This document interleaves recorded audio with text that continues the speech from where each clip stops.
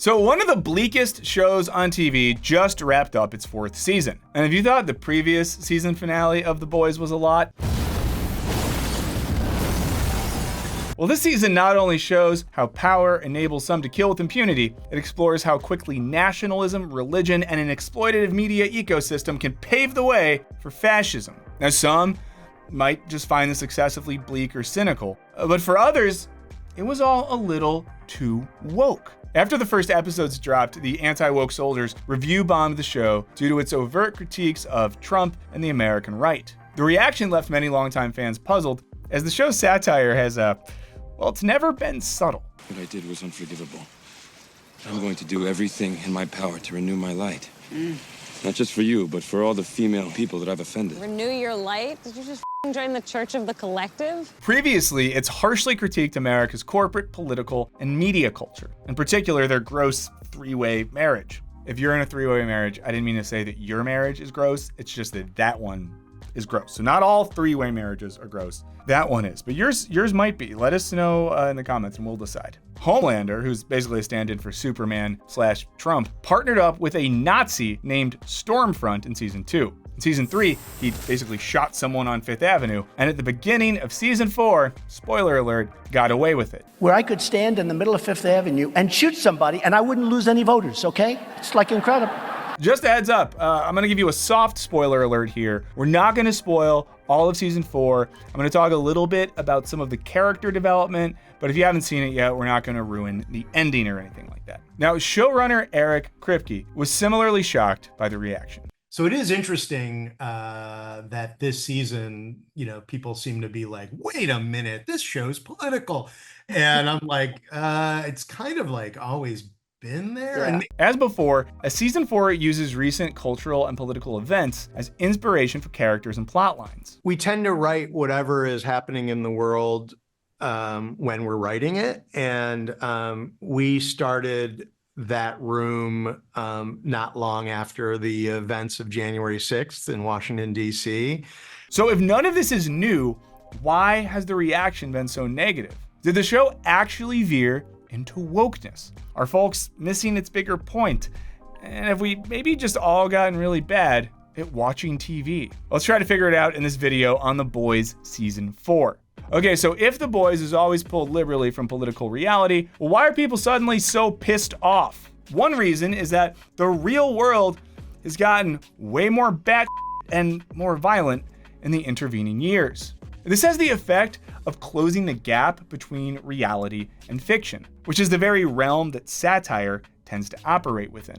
When it gets increasingly hard to exaggerate reality, you end up with less satire and more of a reminder of how insanely messed up our world really is. I mean, for example, Jonathan Swift's A Modest Proposal, a satirical pamphlet arguing that the solution to starvation in Ireland was to have mothers sell their babies to be eaten by hungry English landlords, wouldn't be nearly as satirically effective in a world where we were actually eating the children of oppressed nations. Now, while we're not yet at the eating Irish babies stage of societal collapse, elements of The Boys basically take reality and then just add some superpowers to it. Take Firecracker, who's basically Marjorie Taylor Greene except with some added charisma, who represents a cynical mix of patriotism, faith, and nihilistic opportunism, along with a desperate desire to get the attention of the man in power. The difficulty of satirizing someone like MTG raises at least two questions. First, is it possible to create effective satire in a world where it honestly feels like our political and cultural life is already being scripted by TV writers? Probably in about 4 or 5 generations, no one will be straight anymore. Everyone will be either gay or trans or non-conforming or whatever the list of 50 or 60 different options there are. And second, does The Boys lose its edge and maybe alienate its audience when its reflection of reality becomes so overt? I'm going to tell you in just a second, but first, I did want to remind you that we have a Patreon community. It helps us a lot when you join. It makes us less dependent on algorithms and ads and all this stuff. If you sign up, you get all our videos early without ads. You get access to our Discord server. We have some exclusive video series and podcast series over there. And I'm on the verge of starting up a philosophy reading group. We're going to read some Byung-Chul Han. If that sounds interesting, you can check it out. There's a link in the description. And if you are a little bit skint and just want to help us out, we do have a $1 level. You throw a bucket in the hat once a month, and it helps us out a lot. So check it out. Link in the description. But now, let's get back to the show. Okay, so let's start with our latter question and consider the argument that getting woke ruined the show. As many of you know, the term woke was initially used by black activists to describe a critical stance towards systems of oppression. You can check out our video on its history. But in recent years, woke has become a preferred boogeyman for folks worried about things like black female Jedis or gay cartoon characters being forced upon them. The show has long been critical of woke posturing by media behemoths like Disney and the MCU. So then we got to ask, has something changed in season 4? Well, the show's subreddit can offer us a glimpse into the minds of angry fans. Now, one common complaint you see over there is that the show portrays men as toxic and bad, while women are portrayed as powerful and good, which is obviously woke. Girls do get it done. Now, as one Redditor writes, a show that depicts every male lead as problematic and capable, toxic and bad, while portraying every female lead as capable, powerful, sane, and good is toxic and woke to me. Yeah, Kripke can off. I just gotta say too, this isn't spoiling the season. A lot of women do some real bad stuff. It's called white genocide. This really hits. I just watched the second episode of the current season of The Bachelorette, and the men are terrible. They really are all toxic and bad. And then you gotta ask for Bachelorette Jen, do they hate her? Are they gonna try to make her marry one of these men? They're terrible. Listen to how you're objectifying Jen right now. That's not what this is my time. I deserve to be first. Like, nobody deserves anything in this life, Thomas. So how about this? Can I put it into perspective for you? I have just talked to Jen, and now you guys can go about your time. The fact of the matter is you just embarrass yourself. Maybe that's woke of me to say. It is what it is. Now, much of the rage here is about the show not representing the identities of the folks who watch it. Basically the mindset of, if I'm a dude, I want the dudes in the show to be cool dudes like how I'm a cool dude, because representation matters. Another Redditor takes aim at both The Boys and The Acolyte, writing that, every show now seems to have the same routine. The Acolyte episode 3 was the pinnacle of mediocrity. Now The Boys, well, I go back to The Sopranos. What the f*** am I? A toxic person or something? To be fair to this person, The Sopranos is one of the best television shows of all time.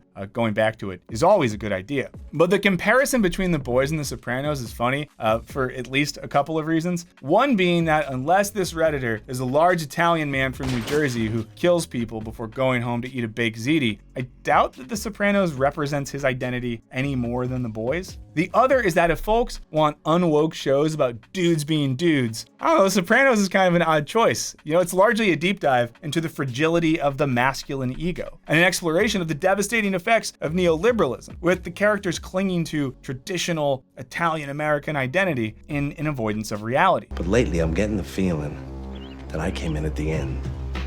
The best is over. Many Americans, I think, feel that way. Tony's in therapy due to a life of machismo and violence, as well as repressed grief and anxiety, some of which is caused by impending economic decline. His son AJ exemplifies the lack of meaning and purpose available for the fail sons of an America nostalgic for a better past, showing how feeling like you have no real opportunities can make you into a weird little asshole who would spend all day on Reddit talking about how shows are bad because the men are toxic and the women are too good. This creep had photos of his quote-unquote niece naked in the bathtub. He's an Antifa pedo who f***ed around and found out. And an eye for an eye might be in the Jew section of the Bible, but it is still in the Bible. If The Boys is a heightened and violent take on America's contemporary political and cultural collapse, well, The Sopranos was a slower and more depressing exploration of America's ongoing decline in the early 21st century. In other words, if you watch one hoping for an experience akin to watching the other, well, you might not understand either all that well. Now, am I here to say that you need a degree in media studies to enjoy television? Absolutely not. You don't need any more student debt because it seems like it's never going to go away. But it does seem like we're starting to lack a baseline level of media literacy. Or at the very least, we're increasingly expecting the content we consume to offer the same political affirmation as our well-curated TikTok feeds. The accelerating culture war seems to be aggravating our tendency to want to see our beliefs endorsed by media. that affirms our personal, spiritual, and political identities. On one side, we have the Daily Wire producing gems over at their studio like Lady Ballers. You got PureFlix, which is basically Netflix for people who think that Jesus died on the cross to protect the two sacred genders. And then our buddy Elon Musk is using Twitter, or X, to produce an anti-woke animated show that dares to ask, what if Family Guy didn't have jokes? You're non-binary? How do you know that word? I learned it in school. That's why I'm locked up. And lest you think that only right-leaning folks are to blame, rest assured liberals have also been clutching their pearls over the moral failures of recent media. Whether it's liberal politicians mad that Game of Thrones wasn't feminist enough, or those who bashed my favorite movie of 2021, Licorice Pizza, because a character in her mid-20s has a romantic relationship with a high school student. Now, the point here isn't that killing people with fire is cool, or 20-something women should date high school guys. It's that once we start looking to characters on screen to uphold our own moral or political values, we're sort of losing the plot. The specific actions of fictional characters shouldn't be a didactic example. Just because a character does something, it doesn't mean that the showrunner thinks those things are good. Rather, characters and stories create the space for us to see our world in a different light and then think about it for ourselves. And I want to talk about how this helps us rethink the reactions to season 4 of The Boys, but first, I wanted to try one superhero trick just to see if it works. Here I go. Holy crap, that worked. I wanted to see if that would work because I need to tell you about this video's sponsor, Twillery. Now, Twillery is an online menswear company that has everything that you need to look sharp, including suiting, slacks, shirts, tees, loungewear, basically all the stuff that the modern gentleman needs to look like $1 million. And they offer quality staples, all made with really good materials that feel very modern and breathable, which I really like because if I had a superpower, it would be that I can sweat even when it's cold outside. This is especially brutal if I have to go to a summer wedding, I'm outside, I'm wearing a suit, which is why I was so excited when Twillery told me about their air suits. I have one on right now. Their air suit looks just like a very nice, sharp suit, but it's made of a breathable material. It feels great, like wearing a nice pair of gym shorts. And best of all, it doesn't wrinkle. And like all of their clothes, you don't have to take it to the dry cleaners. All of their stuff is machine washable, so you can wash it right at home. So if you want to look sharp and stay cool, check out Twillery today. Now there's a link in the description, and if you go there and use the code Wisecrack18, all new customers are going to get $18 off your first order of $139 or more. Get ready for summer wedding season and summer event season, and basically because of global warming, all seasons, by going to Twillery and copping something sharp today. Now, let me see if I can do this trick the other way. It only worked the one way. I don't even know I'm gonna get my clothes back now. Okay, so regardless of how narratively successful The Boys season 4 is, and I know that I definitely have some notes, it's attempting to present our current climate in a heightened manner, rather than teaching us how to live, which thank God, because the sex stuff in this season is quite a lot. Again, not a spoiler, but if you get a little icked up by weird sex stuff, then brother, hold on to your butt. No. Fart. Actually don't, because then it'll make you think of the weird butt stuff that happens. Hold on to the couch instead. Which brings us back to the accusations that it's gotten woke and it's unfair to its male characters and is too critical of conservatives. As many have already pointed out, the show has long been explicitly critical of the ways in which liberal-friendly corporations use virtue signaling as a marketing strategy. Some say go woke, go broke. Well, we say go woke, get yoked. It's also taken shots at cancel culture, the Me Too movement, and liberal politicians. Me Too's over, sweetheart. It didn't work. Wah, wah, wah. As Kripke points out, the show is less concerned with the particularities of one political party, politician, or corporation, and more focused on critiquing the drive for power, which fuels the whole system. The truth is we're all being manipulated into that position. through social media and algorithms and billionaires, and it serves their interest. People just need to be maybe be a little more inquisitive and and a little more cynical about your leaders. So rather than a paradigm of right versus left or tradition versus woke, the show's more focused on pointing out the systems of power across the political and corporate spectrum that ensure the dominance of a small minority at the expense of everyone else. And this season explores the way in which corporate and political leaders use party identification and ideology to keep us distracted while they acquire even more power. We see this in two of the show's new characters. Firecracker, a right-wing Christian nationalist content creator, and Sister Sage, a black woman who's the smartest person on the planet, jaded after years of no one listening to her ideas. Because you remember what it's like being a little girl who no one fucking listens to. And because And when we first meet Sage, she's reading a philosophy book on the toilet, which definitely made me feel seen by the show, which is why I didn't need to go complain on Reddit. It's also worth noting that these two female characters are pretty complicated and very messed up, so I think the dudes on Reddit missed them. This is a biblical war of good versus evil, folks. And I'm declaring hunting season on Starlighters. Now, Firecracker is performing the role of patriotic culture warrior, but cynically and out of a desire for power and influence. She embodies the type of political cosplay all too common these days, when it seems like a new right-wing grifter comes out of the woodwork every day. I think there's a growing tendency on the progressive side to try to burn everything inside down. But Sage takes the cynicism to a whole new level. Rome, Greece, all democracies fail because people are fucking stupid. You don't need an army of supermen like Nazi Bay wanted. So German.